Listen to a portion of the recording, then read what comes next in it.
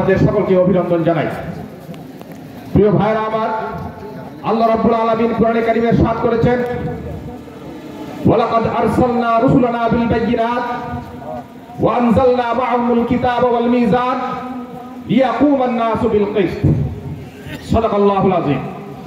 এই আয়াতে কারিমার মধ্যে আল্লাহ রাব্বুল আলামিন ঘোষণা করেছেন যে আদম আলাইহিস সালাম থেকে নিয়ে শুরু করে মুহাম্মদ সাল্লাল্লাহু আলাইহি ওয়াসাল্লাম পর্যন্ত যতজন নবী আমি পৃথিবীতে প্রেরণ করেছি, সকল নবীগণকে দায়িত্ব দিয়েছিলাম সমাজে কিসত প্রতিষ্ঠা করার জন্য, ইনসাফ প্রতিষ্ঠা করার জন্য, বৈষম্য দূর করে বৈষম্যহীন একটি সমাজ প্রতিষ্ঠা করার জন্য।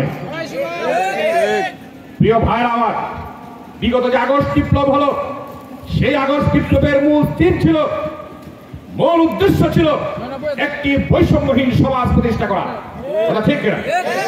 ইনশাআল্লাহ আমাদের যুব সমাজ, আমাদের দেশের রাজনৈতিক নেতৃবৃন্দ, আমাদের দেশের শ্রমিক মেহনতি মানুষ, সর্বস্তরের জনগণ সেই আন্দোলনের সফল হয়েছেন।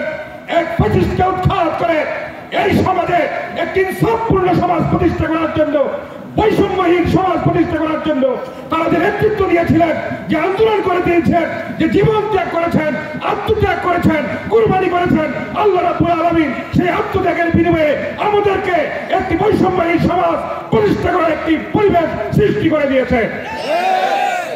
আমরা আগামী দিন এই সুযোগকে কাজে লাগিয়ে আমরা এই দেশে একটি বৈষম্যহীন সমাজ প্রতিষ্ঠা করতে চাই। আপনারা কি রাজি আছেন? আমরা এই দেশে ইনসাফ প্রতিষ্ঠা করতে চাই, সুবিচার প্রতিষ্ঠা করতে চাই, আইনের শাসন প্রতিষ্ঠা করতে চাই, মানবাধিকার প্রতিষ্ঠা করতে চাই, দারিদ্র্যমুক্ত বাংলাদেশ করতে চাই, বেকারত্বমুক্ত বাংলাদেশ করতে চাই। আর তা করতে চাই আল্লাহর কিতাব এবং রাসূলের সুন্নাহ দিয়ে। কারণ আল্লাহর কিতাব এবং রাসূলের সুন্নাহ ছাড়া আর কোন আদর্শ দিয়ে, আর কোন মতবাদ দিয়ে সেই ধরনের ইনসাফপূর্ণ সমাজ, একটি মানবিক সমাজ, একটি কল্যাণমূলক রাষ্ট্র প্রতিষ্ঠা করা সম্ভব নয়। এটা বাংলাদেশের বিগত 53 বছরের ইতিহাস তার মাধ্যমে প্রমাণিত হয়েছে।